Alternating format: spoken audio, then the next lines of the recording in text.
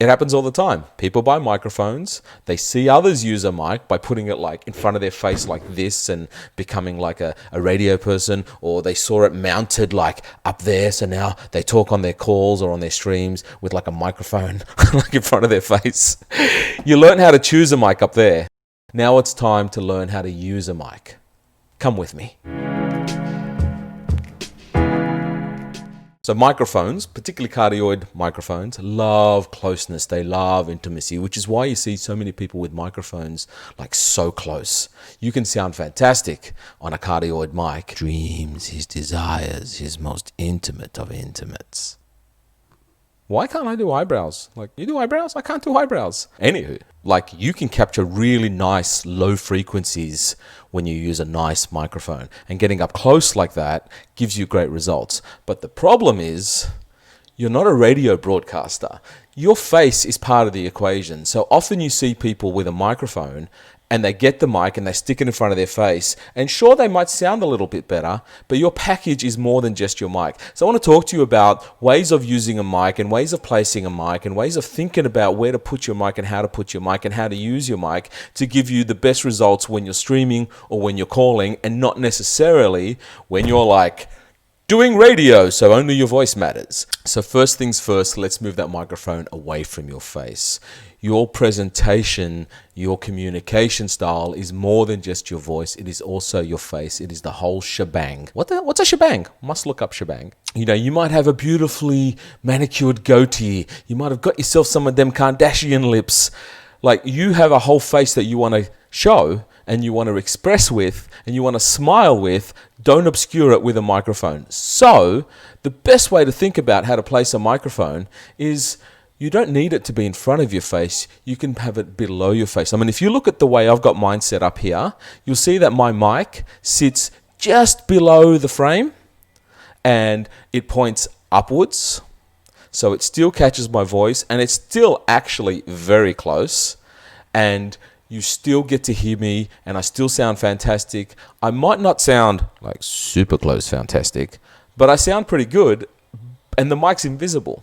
So you want to think about placing the mic just out of frame or even in frame, but out of your face and close enough that your mic will still pick you up. The second tip I've got for you is, do not point the microphone directly into your mouth. Your mouth blows air out when you talk. Professional broadcasters know how to control their direction. They know how to control their plosives. A plosive: Peter Piper picked a peck of pickled peppers. I saw pumpkins as I went to the potato store and bought some potatoes.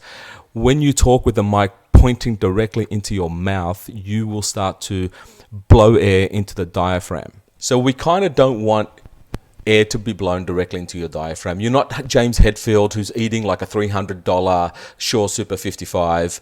We need to control the way our air comes out of our mouth and how it hits the diaphragm. So keep it just out of the air direction that comes out of your mouth, and that way you'll have a much better chance of not hitting plosives and keeping the mic in a position that keeps your pretty face on camera. Tip number 3, remember your pickup pattern. Your pickup pattern, mostly on a cardioid mic, will be directly in front of the microphone. So we want to make sure that when we're talking, we remember not to do that. Once we're talking away that way, you'll notice straight away that the microphone is not picking me up as well. And if I talk in that direction, the microphone's not picking me up as well. So we want to remember that the mic has a pattern that picks up directly in front of its diaphragm, which means you can move around. You just need to remember you're talking into a microphone. And whenever you do move around, you are talking into a microphone. I actually have a technique and a device that helps me move around with my mic, which is tip number 3. Get an adjustable arm. Whether it's a big arm that clamps onto your desk, or it's my little one over here. I actually use a monitor arm. They're designed to hang on to cameras to allow you to mount a little monitor. I use one of those that lets me shift around whenever I want to move around. So if I'm pointing at the center of my screen and I'm doing stuff where I can be more casual, I move my monitor arm or your mic stand or your monitor or whatever device you use to whatever arm you use to move your microphone around. But it means I can move around and sit in different locations and still have a microphone with me. A $30 monitor arm like this does the job on a small rig like mine. A $200 fully rigged microphone arm could do the job as well. But just think about your ability to move your microphone around and not just place it on a desk so that it looks good, but it's not close to you anymore and you can't move it with you when you need to move. Next tip. So one of the reasons why I think these videos are important is they're actually for regular people. They're not for people with studios. They're for people in their apartments. They're for people in their home offices. So pick a location that works.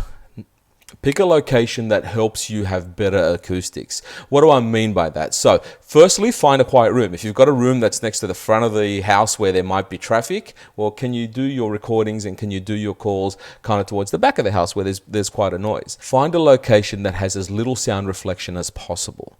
Sound loves to bounce. Sound loves to bounce. So if you're in a big echoey room, maybe you want to put some carpet down. Maybe you want to put some big heavy blinds and drapes that will dampen the sound. At the very least, point yourself to a wall or to a location that's going to dampen the sound. If you point yourself to an open room, that echo, your voice is going to go from where you're speaking right to the other side of your room. It's going to bounce off stuff. It's going to come flying back and you're going to have a bit of echo and you're going to hear it. I happen to point myself directly into a wall. So sound, though I'm in a big space behind me and in an echoey space, sound hits this wall right behind this camera and has trouble bouncing back.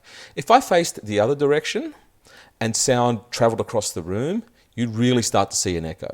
I have couches in here, I have carpets and rugs in here, I've got a few things in here because this is my living space. It also needs to be used for other things. But I've added a few things that help the sound dampen so it doesn't bounce around. So think about where you talk into. You want to talk into a location where sound is not going to bounce back at you. And think about the environment that you're in. Last tip, use headphones.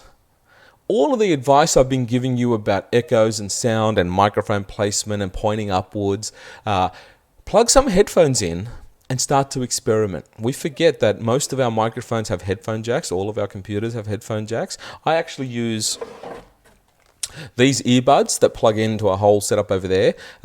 Almost every time before I start a call, I will start to monitor myself. I'll start to hear what the room sounds like, particularly when I'm changing the time of day that I'm recording on.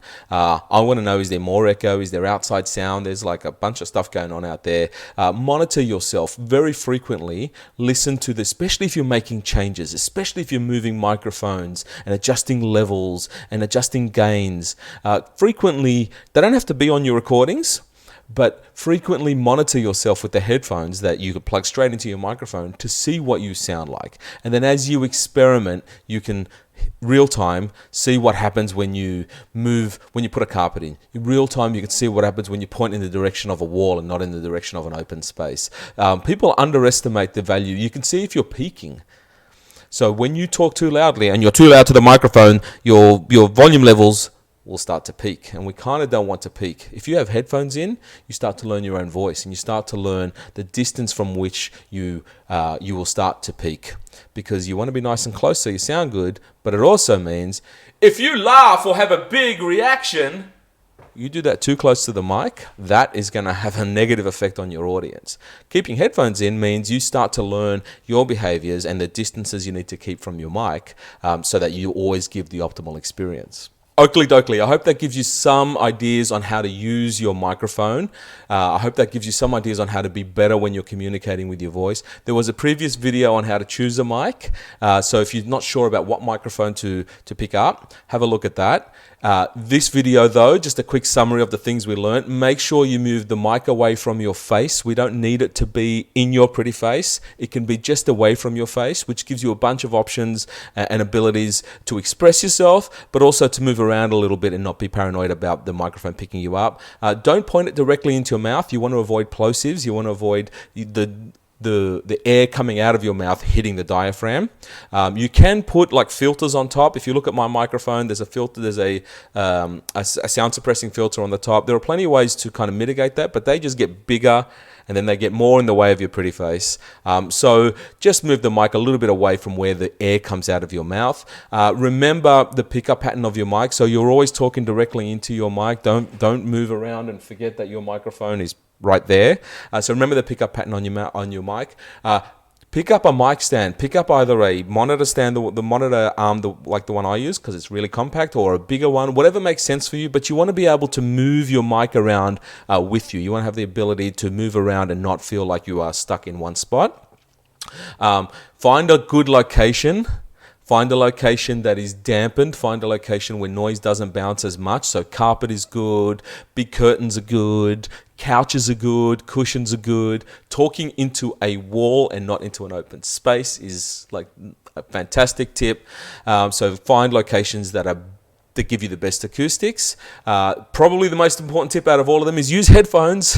Put headphones in frequently so that you can hear yourself and hear your reactions and hear yourself, but also hear your acoustics and what your room sounds like when things change and environments change, and when you move forwards and when you move backwards, and what that means, so that you start to get a memory as to what you sound like when you communicate into a mic. All right, so hopefully that's been helpful. Subscribe, like, do your things, send chocolate, be good to each other, be excellent. Hope you know now how to use your mic and you sound a lot better. If you're getting value out of these, flick me a message, man. I'd love to see what changes you're making and what investments you're making in making yourself a way better communicator over the digital realm. Be excellent.